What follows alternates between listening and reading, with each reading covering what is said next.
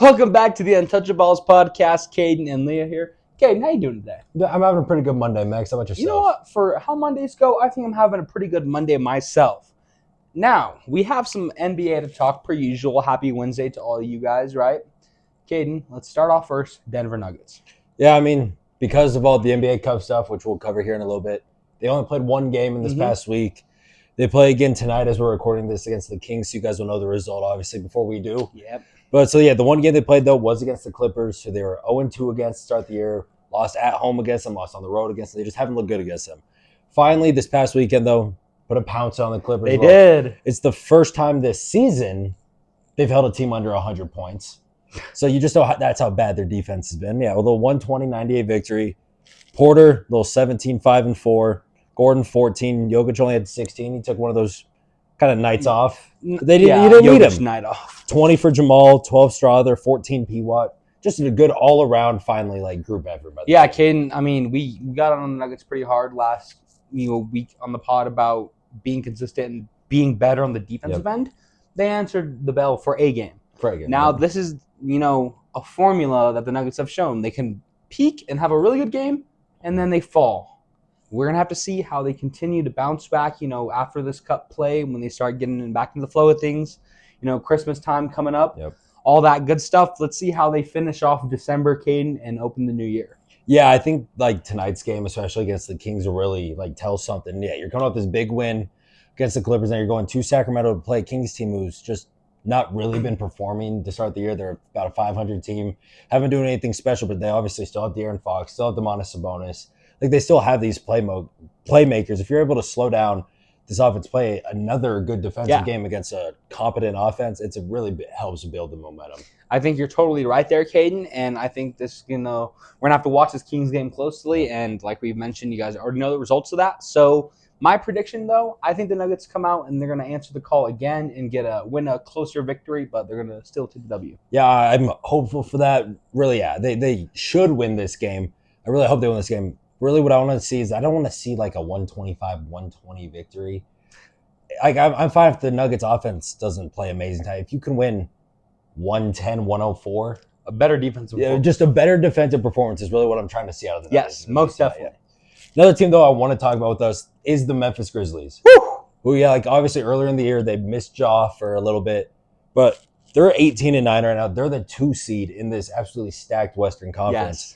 Yes. And their playmakers are performing outside of Desmond Bane, who sucks to have him on my fantasy team because he had the hamstring injury, missed a couple weeks, and since he's come back, he's just been really inconsistent shooting the ball. But, I mean, you still got to have faith in him because what you've seen, especially these last handful of years with him, he's able to make shots. He's able to average 18 to 22 a night. So you got to hope that he can find his groove. He can get back into that form. But other than that, Ja, he's averaging about 23 points. 8.5 assists, 5 boards. He's looking really good right now. Yeah, Ja had that early injury to start the season, and he kind of were questioning, is he going to be able to be consistent this year? Is he going to stay healthy? Well, he stayed healthy, Caden, over this last stretch, and he's played very well. Got to give credit to him, and the reason why the Grizzlies have been playing so tough is because they have their leader, their vocal presence on the court, who's going to guide them. One thing Ja said, though, that I find a little funny, he said he's going to stop dunking.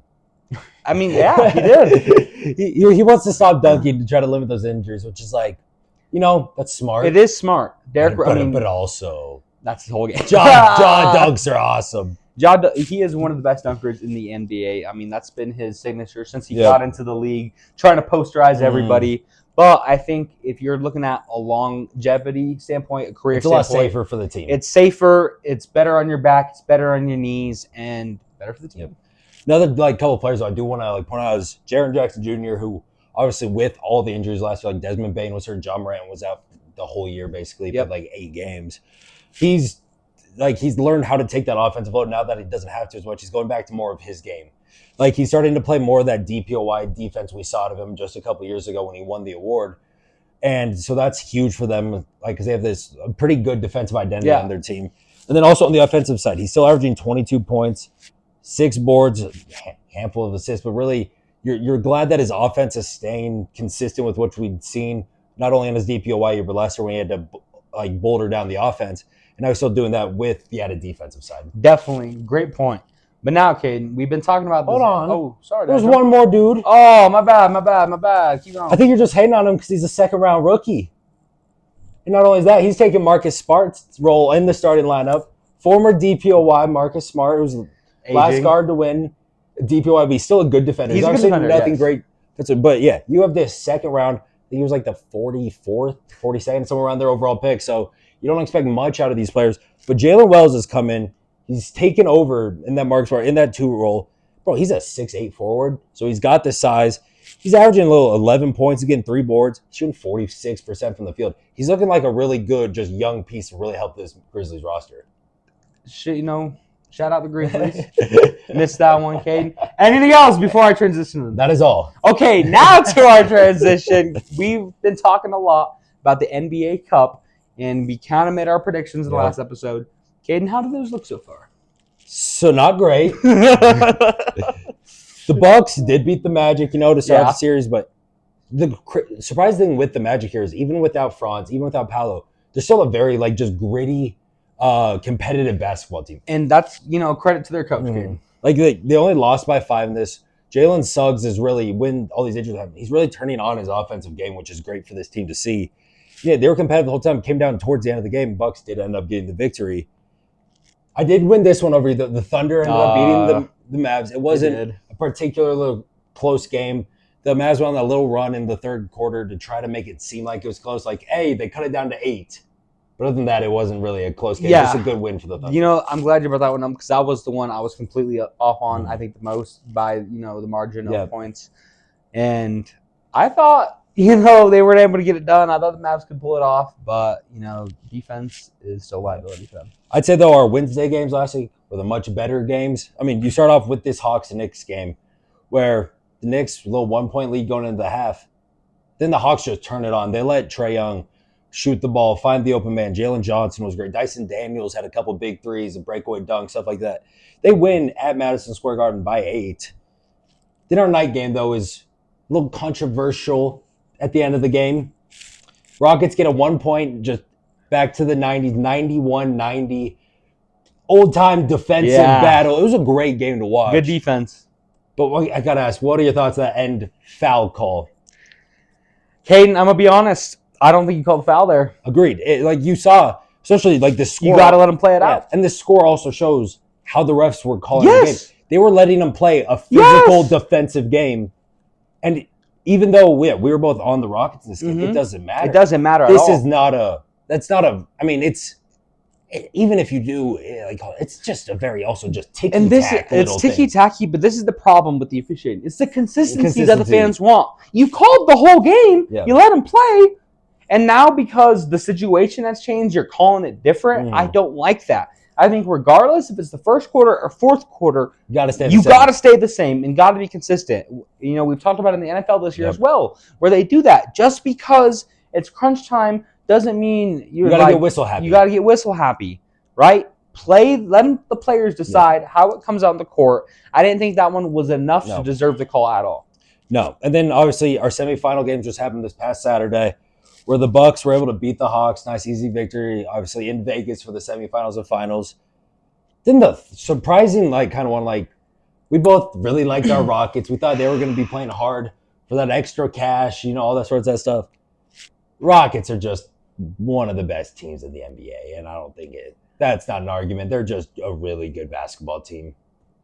Not too much there, I don't think. Shea's great. J-Dub's great. Hartenstein, since he's been back, looked awesome in that center role for him. They're just a well-rounded, just really good basketball team. The Thunder, my bad.